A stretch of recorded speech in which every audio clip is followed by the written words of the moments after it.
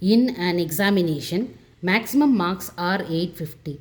That is 850. Rohit gets 34% marks and fails by 17 marks. Find passing marks. And second one is minimum percentage for passing the exam. So what is the maximum marks the exam has been conducted for? It is 850 marks. Then there is a name here, that is a person named Rohit. What Rohit is getting? He gets 34% of what? Of this 850 marks. It means what? He gets, for every 100 marks in this 850, he is getting 34 marks. Okay, that is what 34% means. Okay, 34 by 100 of what? Of the exam conducted for the maximum marks, which is 850. So you calculate the marks which Rohit has obtained. So now you just simplify, cancel this 1 0, 2 5s are 10, 2 1 is 2, 2 7s are 14, that is 2 17s are 34. Okay, then 5 1 is 5 here, 5 1 is 5, 5 7s are 35. So it is 17 into 17, 7 7s are 49, 1 7 is 7, 7 plus 4, 8 9 10 11, 1 7 is 7, 1 1 is 1. So 9 8 2, that is 289 is the mark obtained by Rohit out of how much? Out of 850. That this one only has been given as 34%. Okay, but what has been represented is this is the fail mark. But how much he need to pass here?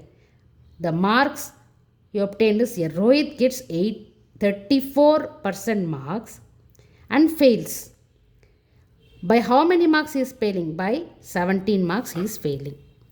Then what is the passing mark? 289 plus 17. Okay, how much it is? 2 7s are 14, 14 plus 2 16, 8 plus 1 9, 9 plus 1 10, 2 plus 1 3. So what is the passing marks? If we score 306 out of 850, this is the passing marks, which is considered as passing marks. Now the second question, so first question is 306 is the answer. For the second question, minimum percentage for passing the exam is how much we need to find out. It is that is asked to find the percentage form. So 306 to be scored, but Rohit has scored 289. Okay, to be scored to pass is 306 out of how much? 850. Now you multiply and divide this by 100 to convert this into percentage. Now you simplify this, keep this 100 as such, because you need to represent it as a percentage, that is per 100, and you simplify this portion. So strike this 1 0, then 2 5s are 10, 5 2s are 10, here 2, 5 2s are 10, 5 1 is 5, 5 7s are 35, then 17 1 is 17, 17 18s are 306.